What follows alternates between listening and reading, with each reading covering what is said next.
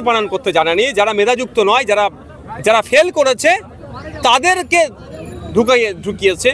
এবং যখন বাতিলের জন্য কোর্ট বারবার করে বলছিলেন যে তারা। আপনারা দেখছেন এসকে মিডিয়া 24 ঘন্টা, সত্য সবার আগে আপনাদের সাথে। করতে যাবে সেই রাস্তাটা বন্ধ করে দিচ্ছে। এটা বলছে মুসলমানের উপকার করবে। এটা মুসলমানের উপকার হলো না ক্ষতি হলো ভাই? ওয়াজ বা ইউজার তুলে দিয়ে মুসলমানের উপকার করলো না ক্ষতি করলো? ক্ষতি করলো। আর একটা আপনি অবাক হবেন, ওয়াকফ সম্পত্তি নিয়ে দুর্নীতি করলে আইন ছিল 2 বছর পর্যন্ত জেল হবে।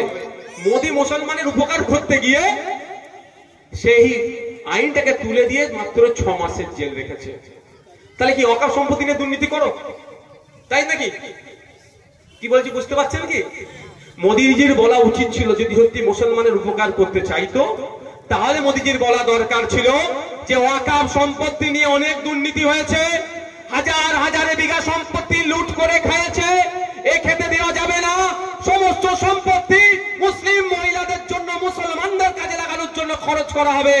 যে ওয়াকফ সম্পত্তি নিয়ে দুর্নীতি করবে, এতদিন 2 বছর জেল ছিল, সেটাকে বাড়িয়ে আমরা 12 বছর করে দিলাম।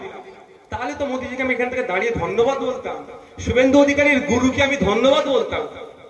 শুভেন্দু অধিকারী তো কখন কার বাচ্চা বলে যা পাচ্ছে বলে বেরিয়ে যাচ্ছে, আমি ওদিকে যাবো না।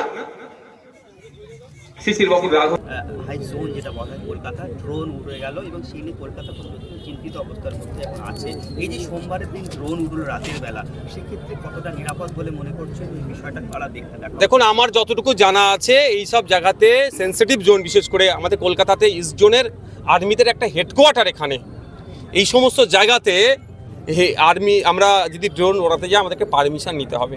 কারণ আমরা আমাদের পার্টির অনেক প্রোগ্রামেও আমরা ড্রোন দিয়ে আমরা ক্যাপচার করার চিন্তা ভাবনা করলেও কিন্তু আমরা যখন জানলাম পারমিশন নিতে হবে এবং সেন্সিটিভ জোন, আমরা ইচ্ছাকৃতভাবে আমরা ওখানে আমরা ভিডিও ফুটেজ আমরা নিয়ে জন্যই যে আমার হয়তো আমরা ভালো ছবি আসবে, কিন্তু তার থেকে বড় কথা এই ছবিটার মধ্যে যদি আমার কোনো আর্মি বেসের কোনো ছবি টবি চলে আসে আমাদের নিরাপত্তায় বিঘ্ন ঘটবে। কিন্তু কারা উড়িয়েছে না উড়িয়েছে এনে তো থাকছে, তদন্ত সাপেক্ষে কিন্তু অতক্ষণ উড়ানো পারলো কীভাবে, এটাই তো বড় কথা। আপনি গিয়ে একটা তুলে দেখুন না, তাহলে কারা এর মধ্যে যুক্ত আছে এগুলোকে খুঁজে বার করতে হবে। দেশের নিরাপত্তা, এখানে কে বিজেপি, কে তৃণমূল, আইএসএফ, কংগ্রেস, এইসব কিচ্ছু চিনি না আমরা।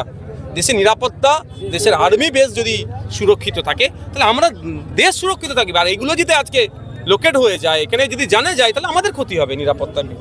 শেষ কথা হচ্ছে মুর্শিদাবাদের ঘটনায় একটা যে কমিটি গঠন করে দিয়েছিল, সেই কমিটির আজকে রিপোর্ট সামনে এসছে।